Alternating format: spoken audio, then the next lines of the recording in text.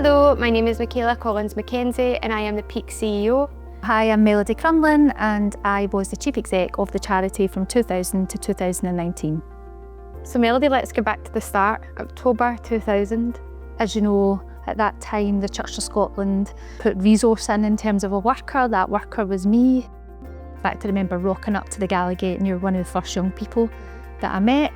And very quickly, the Gallowgate and Carlton Children's Project was born. And I remember the Reverend Irene Bristol, the Reverend Ian Fraser, both ministers in each of the Gallowgate and Carlton parishes, who were very passionate about supporting local families. For me, that's always ran through Peak in terms of that young person's voice. And thinking back then as well, the separation of communities, those communities 25 years on, still have a lot of issues within them, but memories of Peak, actually, a lot of people in the East End will have that memory.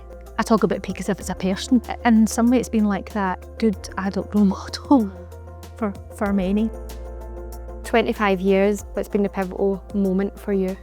I think one of the key things for Peak was in 2010, investment from the church and other children in need, the Robertson Trust, that then resulted in those young people who first came along to the project back in 2000, yourself included, first in families to secure employment, apprenticeships, college, university. The capability was always there, and I suppose that's what Peak's done. It's just opened the door.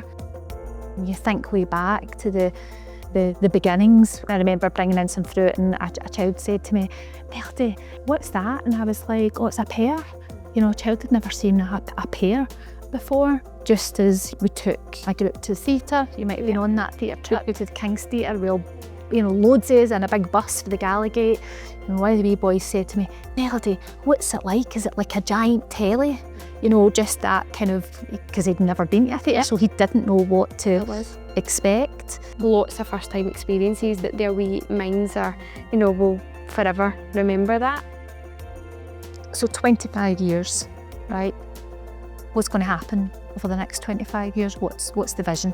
First off, we'll be in our own home, and that will be the Whitevale Baths, transforming an old venue that Peak used into a permanent home for Peak. Poverty, and ensuring we can do everything we can to eradicate poverty through the programmes that we run, but also putting people at the centre of that, passing the baton, giving Peak and the reign of Peak over to, hopefully a future young person that's currently within the organisation.